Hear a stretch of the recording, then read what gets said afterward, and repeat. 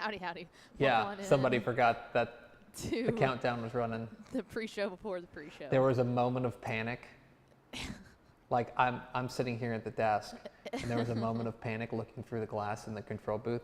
Pickle just like this, and she heard like the music start fading out. She goes, "Oh my gosh!"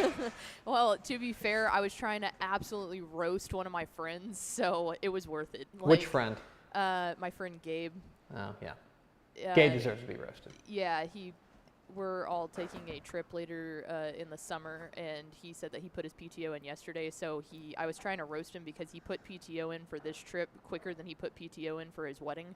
That was the wedding that I attended in Cabo last year, and one of my favorite stories is about a week before the wedding, he goes, "Oh, good, my PTO was approved." And his now wife looked at him and goes, "What do you mean that your PTO was approved?" He goes, "My PTO for the wedding." And she was like, "Oh, awesome." Have you put in roast him. Have you put in your PTO for your wedding? No, I have not. I don't know if I can. I guess so. You can put it in for the next year, but that's like the next calendar year. Yeah. Yeah, it is. Yeah, because you're not getting married till January 25. You should also, probably get on it's that. local, so it's not. Has Brian put in his PTO? I doubt it. Wow. He's the one that would actually need to put in PTO. We have like the. We have a vibes-based PTO system around here. Yeah, like I always actually put in PTO for like my big summer vacation that I try to go on. But like for stuff like that where it's only going to be a day or two, we do this thing in December where we work consecutively for like 8,000 hours. So I sometimes for like 2-day things don't necessarily feel the need. Yeah, I don't know how much I want. Because I feel like if they really wanted to call me on that, I could call them on being illegal that we work so much. So it's kind of a, let's just agree. There does seem to be a detente here. I don't know how much I want to say considering we're on company airwaves at the moment. If they're watching this podcast. Yeah, shout out. Yeah, I would say that my PTO submissions are, we'll call it inconsistent. Yeah. I do it for the big trips. I do it for the Yeah. I do it for like if I'm going to be gone multiple days. Yes. Then like I'll do that. Yeah. But like if I'm just going to be out for like a Friday, then like I know I'm going to work. Yeah, absolutely. They're going to get their 40. They're going to get their 40 hours. They're going to get their 80. Yeah, exactly. At most times of the year. Welcome into the pre-show before the free show. I'm Greg. That is Ashley. We are here in the Dave Campbell, the palatial Dave Campbell's Texas football studios. Do you want to tell people where you're going on vacation or no? You don't want them to follow you? I can. You don't have to tell them. Can I tell you? I won't tell you when, so that way you can't like find me. Do you want me to tell you what we're doing? What we're planning for family vacation? Yeah. We're talking about a family vacation to Houston. And perhaps you're thinking, you've been to Houston. Yes, but the boys haven't. And more importantly, Hank Tepper has NASA? not been to NASA. Oh, nice. We did that as a family Yeah. back in the day when Jake was finally old enough to kind of grasp space as much as you can as a child. Yeah. I still don't think I grasp space fully. So my wife and I talked about this, about how we're going to do it because Hank is like super into space and he's going to think that's super awesome just to go see rockets. And like Max will be along for the ride, right? He'll think it's interesting like to look at.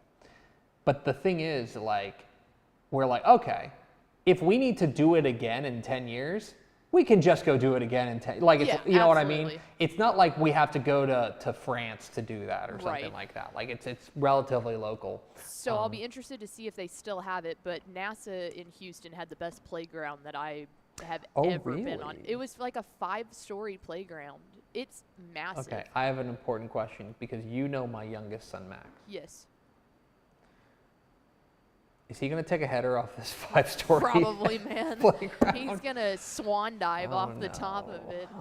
The playground was awesome. They also, when I was there, and I'm sure this is either still there or switches all the time, but they had a whole like astronaut built out of Legos, which I always think like the life-size Lego thing is awesome. But no, that's a fun trip. Yeah. That would be a lot of fun. Yeah, we're going to do that, and I think we're going to do Moody Gardens down in Galveston and stuff like that. So it is. The Kima Boardwalk is really fun. So it is Houston, but it's more like League City in Galveston. Yeah, you know, like like we were looking at like booking something, and we were like, actually, it doesn't make sense to stay in Houston. Yeah. Like we should just stay.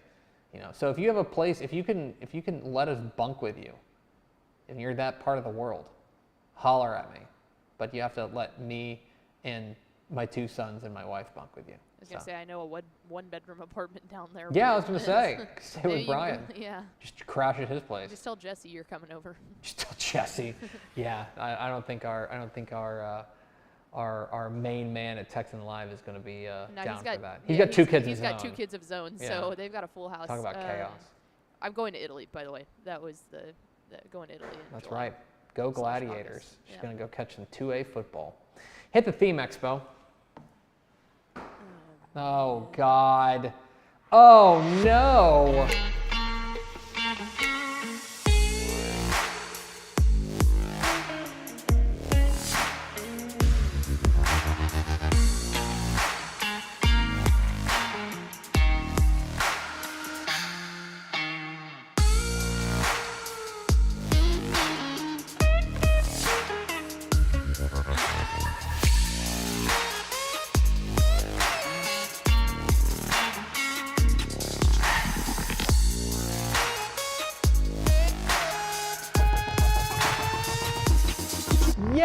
Yes, y'all! From the brand new Dave Campbell's Texas Football Mothership here in beautiful Lewisville, Texas. It is Texas Football Today, a program on the internet. My name is Greg Tepper.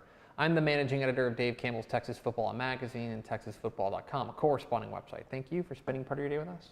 Whether you're watching us live at TexasFootball.com, Facebook, YouTube, Twitter, etc., or you're listening to us on the podcast, which you can subscribe to on the podcast vendor of your choice. Either way, thank you for doing your part to support your local, mediocre internet show.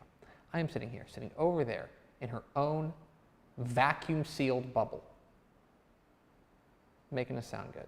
She is the Duchess of the Dork. She's Ashley Pickle. Vacuum-sealed bubble sounds like it would be difficult to breathe. Vacuum-sealed bubble, new band name, I call it. Okay. Vacuum-sealed bubble. Right. Give it up for Vacuum-sealed bubble!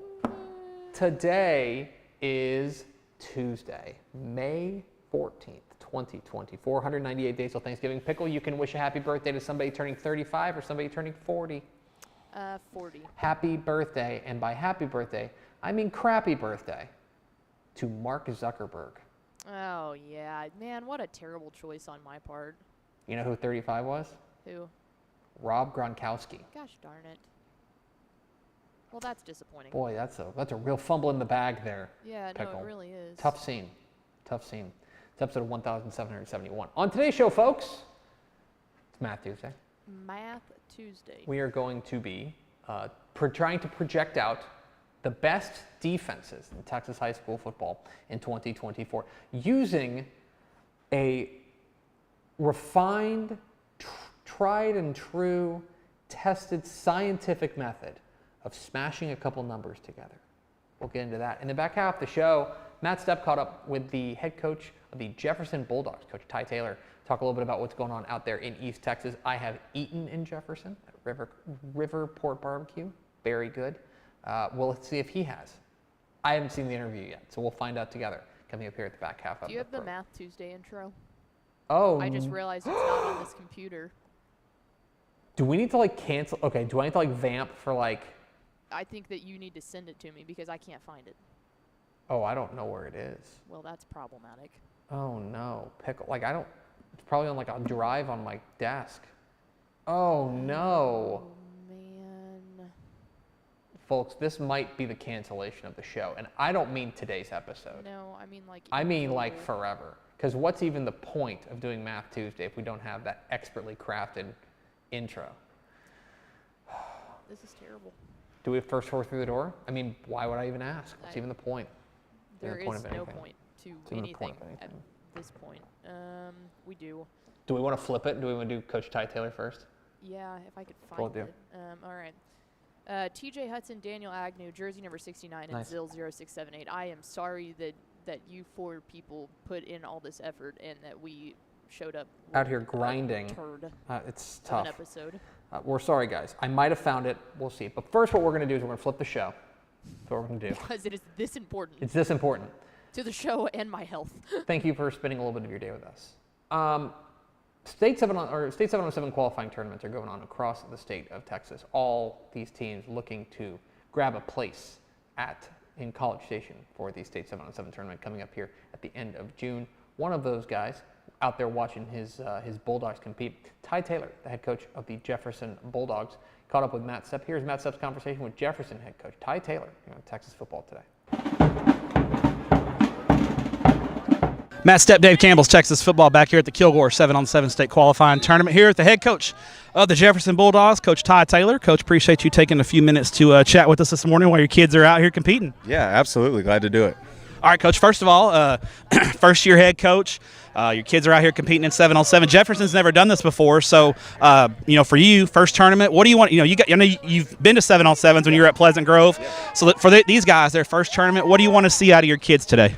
What I told our guys and meetings we had leading up to today and even this morning was that the most important thing is today and what this tournament's about is it's a checkup for us to see where we are as a culture and where we are in that process of building our culture and building our team chemistry. And that's all this is allowing us to do, is to get out here and get in an environment where we're competing against some really talented teams and just checking to see where we are as a team as far as culture is concerned. We know we have some ability and we know we have some guys that are talented, but most importantly, I want to see where we are in the way that we encourage each other, the way that we compete, the way that we handle adversity, the way that we handle success. So those are all things that we're looking for. And I know you're not into moral victories or anything, but I thought your first game in the first tournament, you go against Tyler Chapel Hill, team that played for a state championship last year, and you go toe-to-toe with them. So you got to be a little bit encouraged in your first game to go toe-to-toe with a team like Chapel Hill. Yeah, absolutely. Got a lot of young guys on the field, a lot of freshmen out there that that we're going to depend on this next year. But that's what we told them at the end of that game, was said, hey, guys, we're a couple mistakes. We beat ourselves there towards the end, and we're a couple mistakes. We eliminated a couple of those mistakes, and we're advancing. We're winning that game. And so I think for them, the message from here on out is we should have a ton of confidence in what we're doing, because that's one of the toughest teams, like we said, not in just East Texas but the state. So I was proud of the way it competed in that game. And it's one of those deals where that's why you play 7-on-7, because these mistakes that you make, there's a spot at state 7-on-7 on the line, but the biggest thing is to get better for the fall. And these are the kind of things that you can see, address, and fix now, and maybe those kids take the lessons that they played in 7-on-7 and apply them to the fall, right? Yeah, absolutely.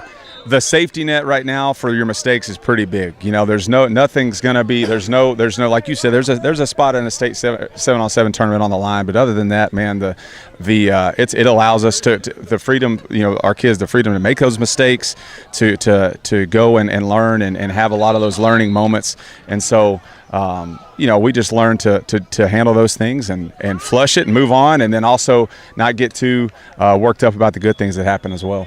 All right, now when you look ahead to 2024, obviously you haven't put the pads on yet. That'll come in August, and you'll really get to know your team a little bit.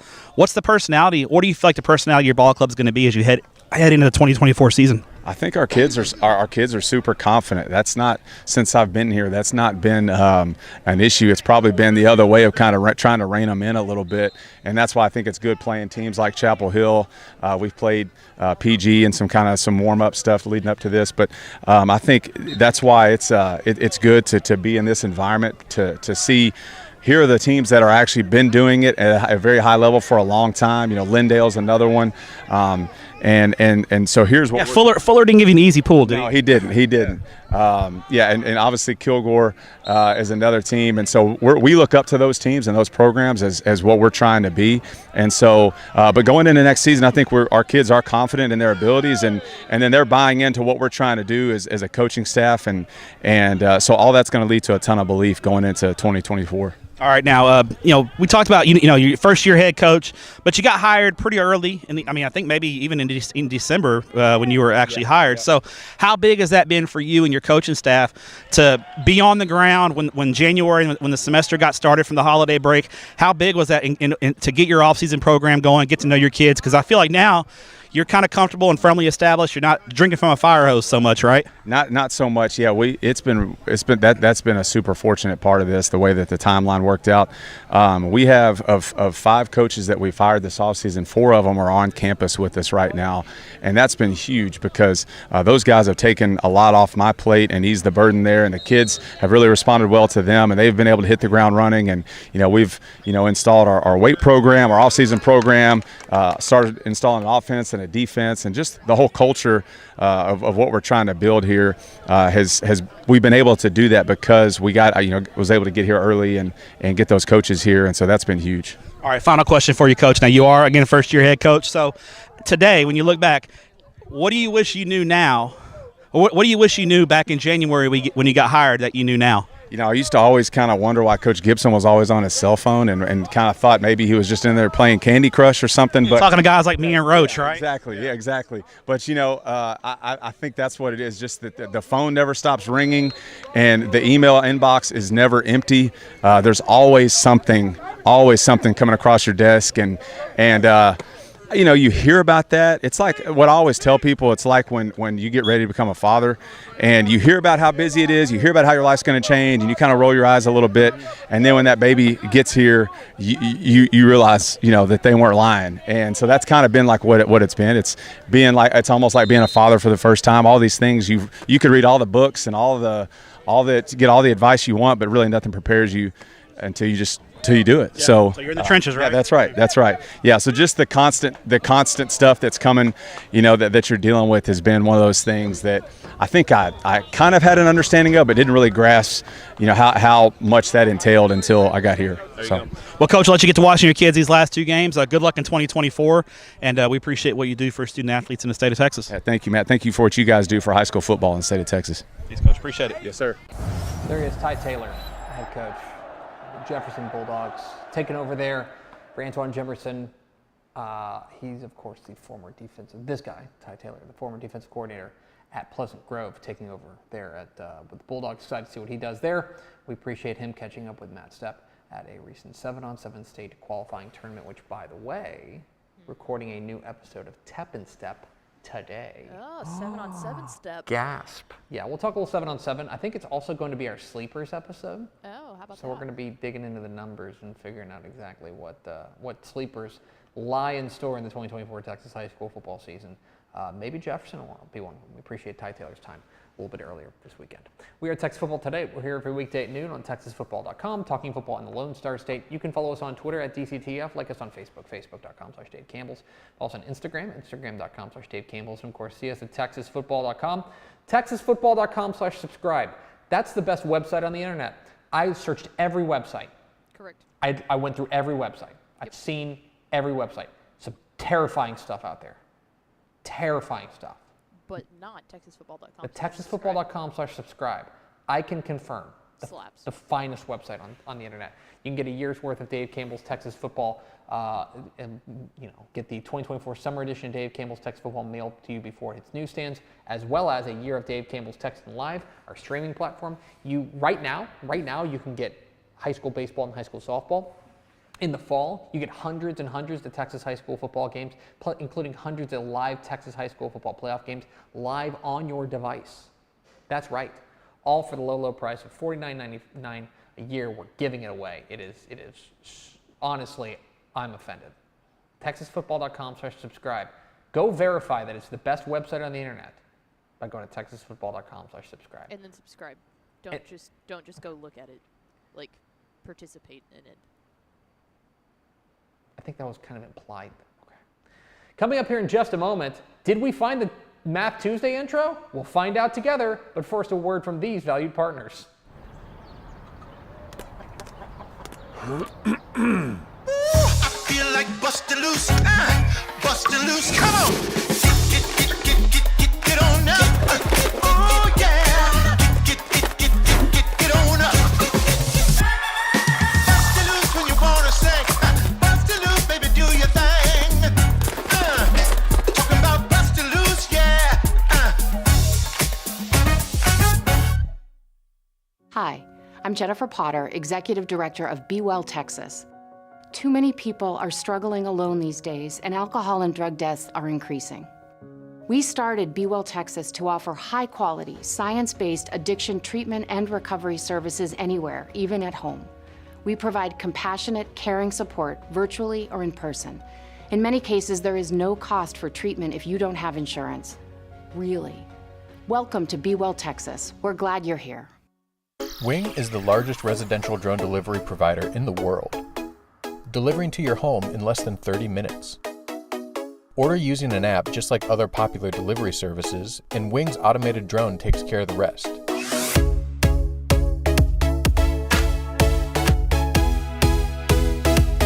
It's fast, safe, and sustainable, and it's now delivering to parts of Dallas-Fort Worth, Texas. You can learn more at wing.com/TexasFootball. Again, that's wing.com/TexasFootball. Back here on Texas Football Today, I'm Greg, that's Ashley. A little bit earlier in today's episode, we had a little bit of a technical snafu. We apologize for that. This is kind of probably stuff. the worst one that I've had since I've been the producer of this show. And there have been times that the show hasn't actually worked, but this was worse. So I apologize. It's fine. I get it. But luckily, like a phoenix rising from the ashes, it's time for Math Tuesday. Math Tuesday.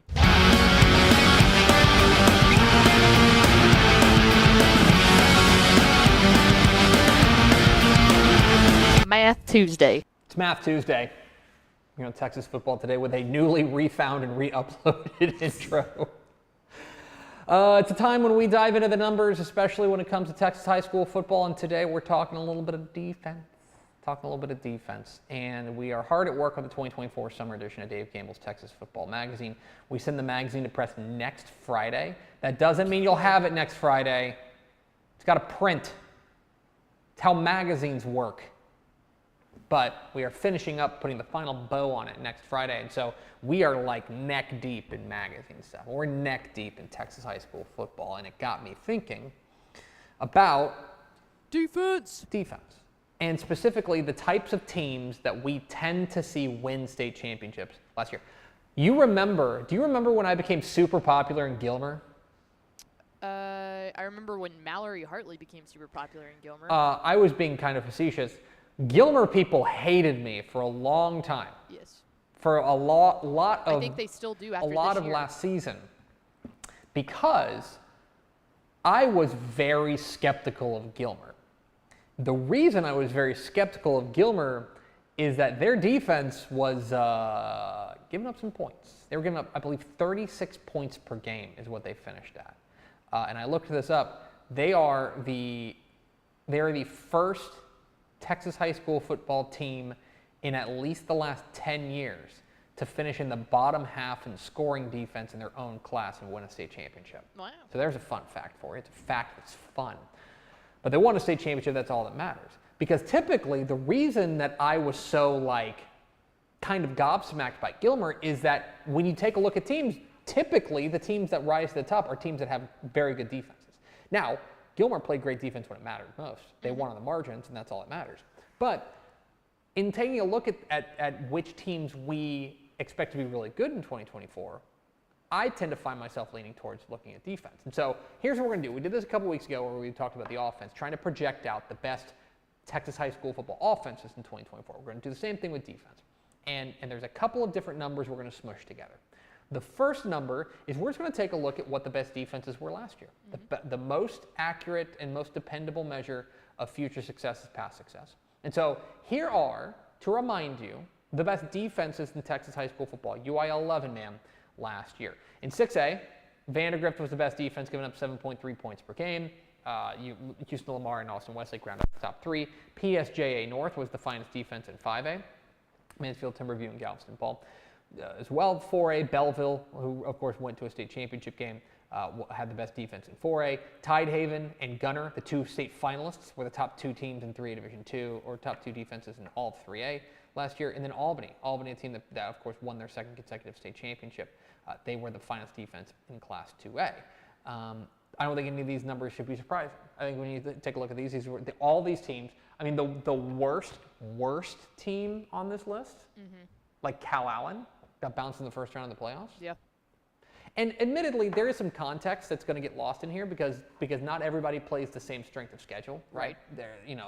Galveston Ball, for example, the past 2 years has been absolutely spectacular defensively. Part of it is because they played in my opinion, a relatively weak district. And so these were, though, the finest defenses statistically in Texas high school football last season. Yeah, I think Albany is the one that's like really impressive because they play a very tough schedule. They play a very tough schedule to give up fewer than 15 points per game, and I think it's impressive. But at the same time, remember, we saw them on the state championship stage playing against Mart, right? And they were, that's a faster team than they are, and they came up with big plays defensively and really held them down. So those are the best defenses from 2023. We're now going to start the projection forward. And the key number that I'm looking at is the number of returning starters for these teams. And so these are the teams, just looking from a pure numbers perspective, the teams that have the most number of starters coming back on the defensive side. In 6A, there's a grand total of 9 teams that have 9 starters coming back defensively, including Medina Valley, Richardson, Berkner, and Dallas Jesuit. There are a total of 6 teams in Class 5A with 10 starters coming back defensively, like Fort Worth Northside, Plainview, Amarillo, Tascosa. In 4A, 3 teams, Maybank, Dallas Roosevelt, and Sanger, have 10 starters back. Another 13 teams have 9 starters back. I do think it's interesting, as you move down, you see how much more reliant teams are on underclassmen. Absolutely. Right? I mean, this tracks, right? That it's relatively rare to have 10 starters back on defense in 6A. But at the 2A level, you've got 4 teams that have all 11 defensive starters back. Morton, Junction, Frost, and Bartlett. I don't think any of those teams would claim that 2023 was their shining moment, but they bring back every player from last year. Same with Hughes Springs at the 3A level. They bring back every starter, plus Brady, Poteet, and 4 other teams in 3A bring back 10 starters on the defensive side. So these are the teams that, as far as experience is concerned, these are the teams that are going to have the most experience coming back in 2024.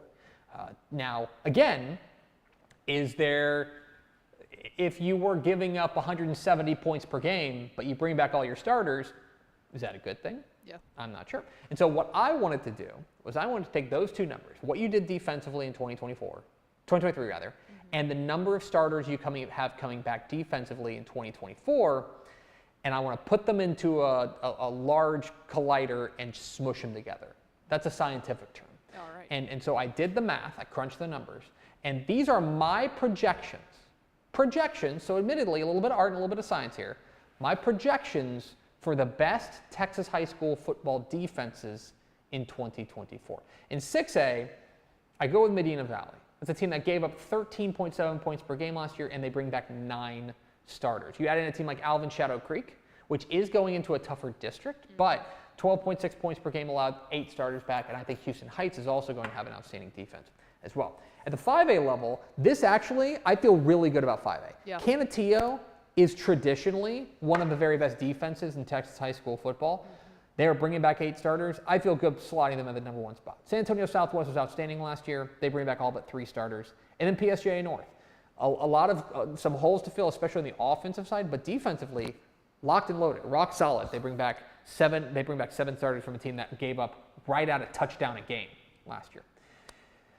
In 4A, I got to go with Carthage. I, for one, am shocked that you were projecting Carthage to be good. I want you to remember, this is the team that gave up a little more than 14 points per game last year, and they bring back 8 starters defensively. They feel like the team to beat defensively.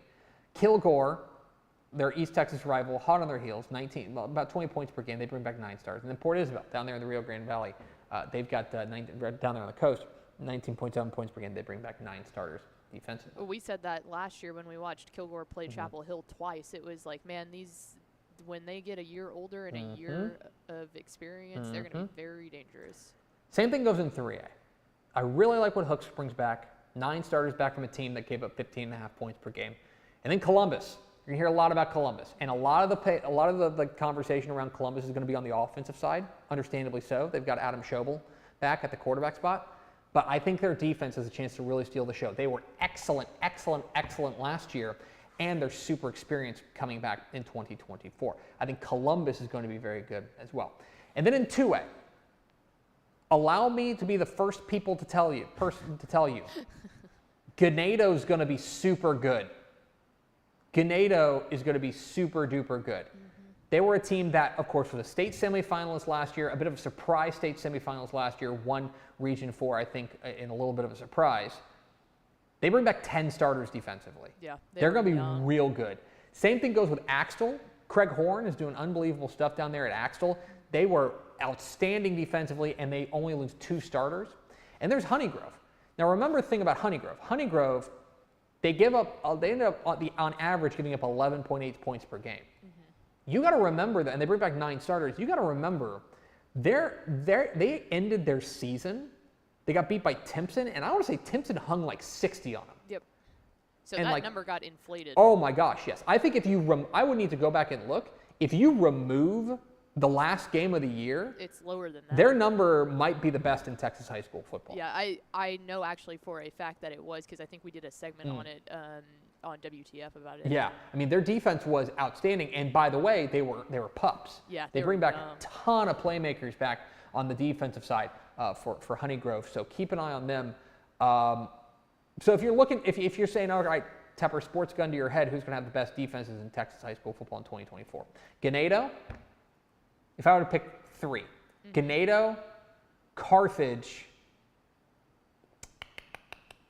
and Canutillo. Those are my 3 picks.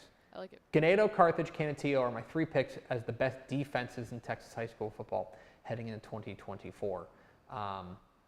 And inevitably there will be some surprise. There will be some team that they make some 20-point leap. Yeah. Because It's like Honeygrove last year. Yeah. I'm 99% sure most all of them were sophomores, Yeah. or a good chunk of them were sophomores, and it's like, yeah, you can't predict right. that. There's going to be some teams that make that leap. But as far as what the data is telling us right now, that would be the team. Those would be the teams that I've really got my eye on as far as outstanding defenses heading into 2024. So there you have it. A look at projecting out the best Texas high school football defenses in 2024 on this Math Tuesday. Math Tuesday. Let's go over to Ashley Pickle for America's second favorite segment. Final thoughts. Cookie or brownies? Cookie. What type of cookie? There was an episode like 1,000 episodes ago. Was this where Rodney Webb went off on his cookie Yeah, opinion? Rodney Webb I've has seen got that video. bad. I like Rodney Webb a lot. He's got bad. He has. He likes oatmeal raisin cookies. He thinks oatmeal raisin cookies. He called chocolate chip cookies, and this is a quote that'll live in my brain forever, the biggest give up cookie there is, end quote. And the reason he said is like anybody can make chocolate chip cookies. He goes, it's harder to make great oatmeal raisin cookies. And I think that's a bad opinion from a nice man that I like, but that's a bad opinion. That's a wrong opinion. I wouldn't necessarily argue the fact that oatmeal raisin cookies are harder to make than chocolate chip cookies, but I also think cookies are hard to make. I think it's hard to mess up a I do brownie. too. I think it's very hard to mess up a brownie. There's basically only not hard to mess up a cookie. Cookies are very easy to mess up. There's basically only one way to mess up a brownie, and that's to like really overbake. Yeah, Because even if you underbake it, it's fine. Yeah. it'll be just fine. It'll be just fine. Okay, so cookie guy, interesting. Why? Why do you ask that? Oh, I was just we actually had we were talking about making Jake a cake for graduation, and he doesn't like cake very much, which again I agree, cake bottom tier. Wrong. But Jake loves brownies, and it got me thinking about what people's favorite. I think I'm just gonna start final thoughts of asking you like your opinion on things like that. I like that because if there's one thing people lack access to, it's my opinions. So on Sunday. This past Sunday was Mother's Day, and we went over to my brother's house where he and his lovely wife, my sister-in-law, and my nieces were over there. And unbeknownst to me, he brought out they had gotten like an ice cream cake. Oh, nice. And it said it had Mom written on it, that's which was cool. very cute. But they came out, it was Hank and then my niece Sadie and then my brother Matt. And they came out, it was like a surprise for everybody, but they came out singing Happy Birthday. Because I think they had candles on it for the moms, which is nice. And the kids said, we're bringing out a cake with candles, we have to sing. But there's no Mother's Day song. No.